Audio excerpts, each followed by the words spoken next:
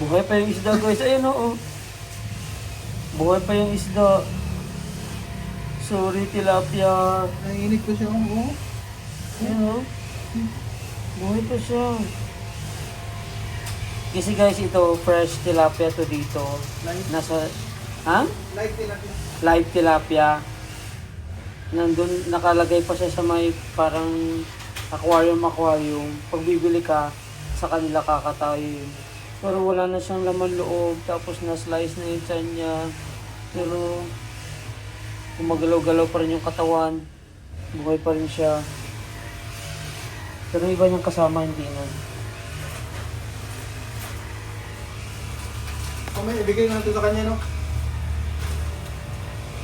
Yun o, gumagalaw-galaw pa.